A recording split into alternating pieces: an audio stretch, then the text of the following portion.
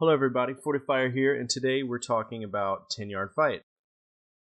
God help us all. So, growing up, I didn't play a lot of sports games. 10-Yard Fight obviously was a football game. The only football games I ever played growing up were NCAA on the PS2, and this handheld Mattel game that I spent hours taking a shit playing. And this game consisted of moving a slightly smaller hyphen through larger hyphens. I think my dad still has it. But yeah, I had never heard of 10-Yard Fight. I never heard anybody brag about, hey, you should play this game if you're going to be a retro collector.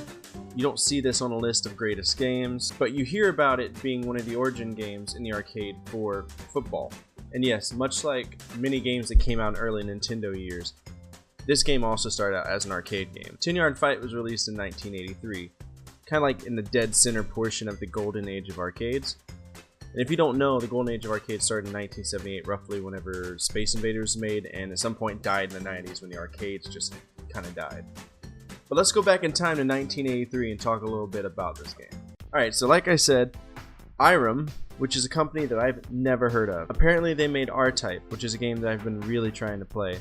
They also made Holy Diver, which is considered a cult classic on the Famicom. Anyway, this company Irem goes out and makes a football game. They dub it 10-Yard Fight, and they throw it out for everybody to play. However, when they did this, they released it simultaneously on Famicom and the NES. So I guess in some weird way, 10-Yard Fight is technically a launch era title for Famicom and the NES, but it wasn't looped with it. It was just one of the early games.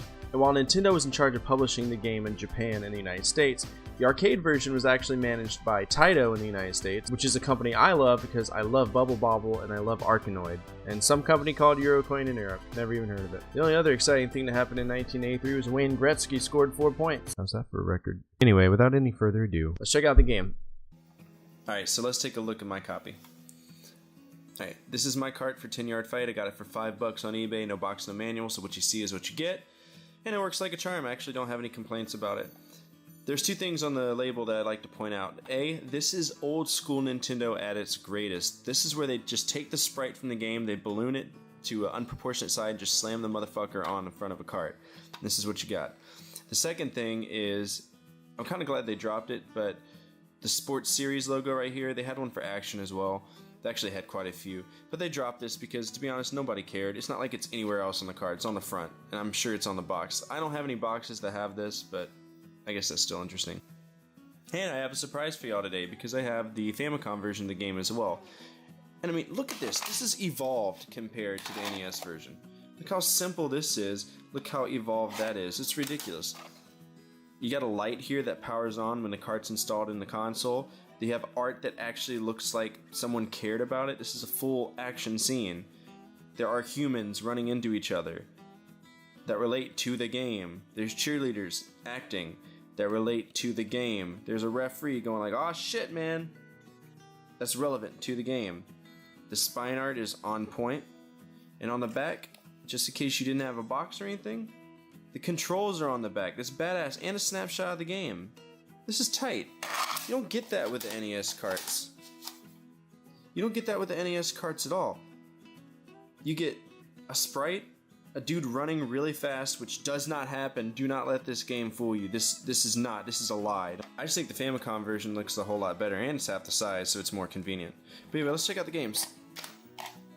So traditionally, I try to play the arcade version of a game before I play any of the ports. I did that with 1942, but I don't have an arcade near me, so what do? I use an emulator. I didn't know what to expect whenever I started up 10-Yard Fight, but I was surprised to see the popping graphics on this arcade system. I noticed immediately that the level was shown in the top right, and I noticed the subtle sound effects and the run animations that were actually fluent.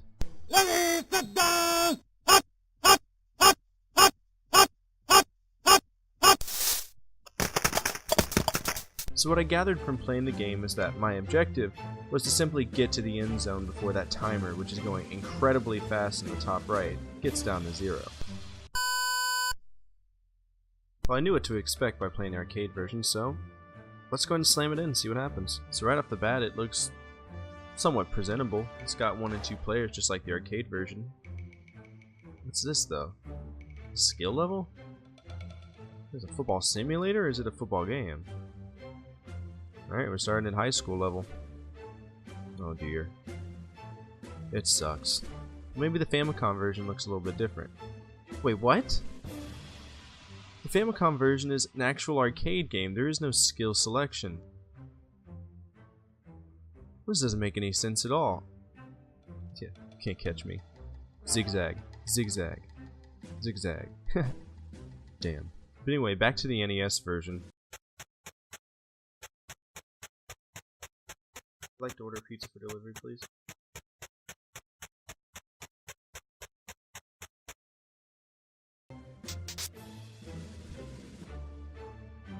This is the thing.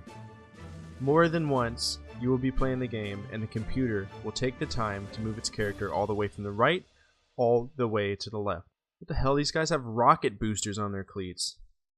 I eventually beat the game. It was tedious and it was trash, but I beat the game. Interception. Ah, damn, interception. Oh shit, an interception. If you're curious, the rocket boosters only get faster. By the time I got to the professional level, I was crawling to get yards. I don't like playing games without storylines sometimes, so why don't we just make one up? Here we see Gary Fugly, the star quarterback at Dixville High School. The mascots happen to be the Sketchy Cowboys. After winning one game in high school, he receives a full-ride scholarship to Dixville University, their mascots being the Stars.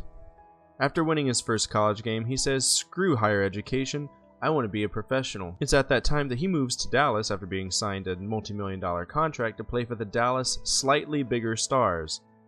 Now don't be fooled, this league only needs one game to determine who's going to go to the playoffs, and this time it's unfortunately not Dallas. And the Dallas Slightly Bigger Stars wanted to make a little bit of money off of the young quarterback Gary Fugly, so they traded him to the Los Angeles Unicorns. The Los Angeles Unicorns just weren't having it, they wanted more money too. So they sent him to the Houston Meth Chickens, where he won the Super Bowl. And because the game is not finished, he continued to win the Super Bowl for as long as the player controlled him. The end. But let's talk about some of the mechanics. Alright, so we're aware of the whole 10-yard system. That's cool. One of the systems that they don't have in the game that kind of sucks is that the clock does not stop if you go out of bounds.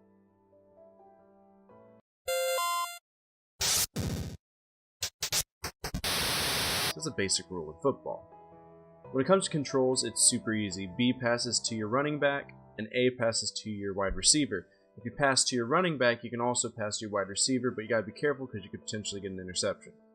And boy howdy, I got like 50 interceptions. Additionally, you can punt by pushing down an A and down or B. I don't know.